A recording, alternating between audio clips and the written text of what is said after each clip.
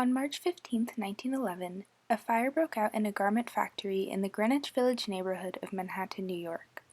Within minutes, the entire 8th floor of the Triangle Shirtwaist factory was engulfed in flames, and onlookers watched helplessly and in horror as screams filled the air.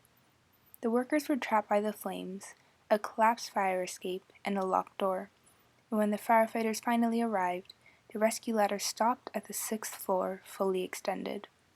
With no escape, the workers, most of them immigrant women and children, perished in the flames or leapt to their deaths to escape the advancing blaze. In 18 minutes, 146 workers died in what became known as the Triangle Shirtwaist Factory Fire, one of the most horrific industrial disasters in United States history.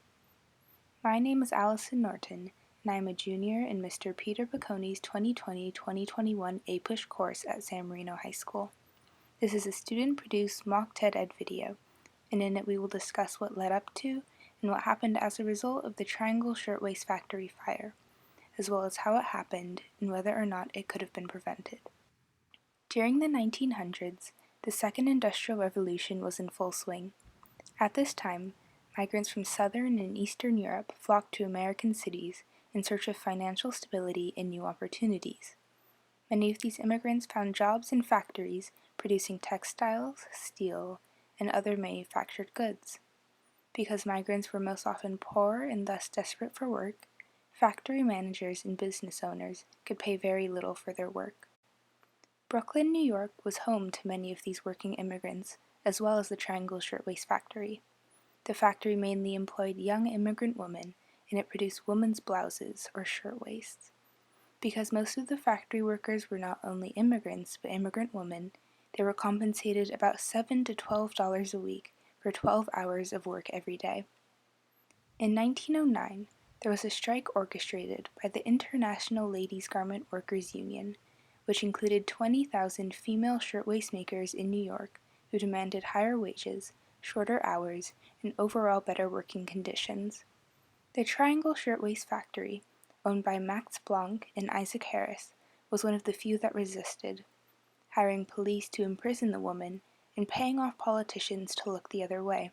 Unfortunately, this attitude was nothing new, seeing as high levels of corruption in both the garment industry and city government generally ensured almost no safety measures in the workplace, such as the usual precautions taken to prevent fires. On March 25, 1911, a fire began in a scrap bin on the 8th floor of the Triangle Shirtwaist Factory. The fire marshal later concluded that the fire had been started by a match or cigarette thrown in the bin. The fire spread because of the fabric cuttings that were left on the desks and floor. A bookkeeper was able to warn people on the 10th floor, but they had no way to reach the 9th floor. There should have been multiple available exits, but many were locked for theft prevention, and other exits were blocked by the flames.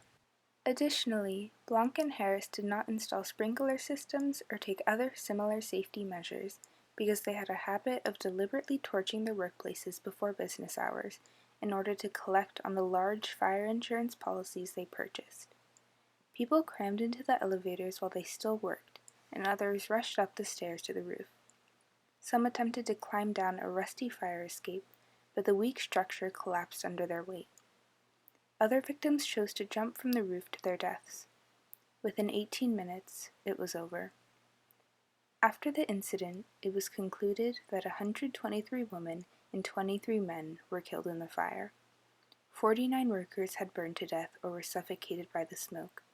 36 were dead in the elevator shaft, and 58 died from jumping to the sidewalks. With the 2 more who died later from injuries, a total of 146 people were killed by the fire. The catastrophe sent shockwaves through the city, and grief quickly turned to anger as the causes of the fire were exposed. The public outcry over what was clearly a preventable tragedy brought a renewed sense of urgency to the labor movement, and to other groups working to improve women's and immigrants' rights in the workplace.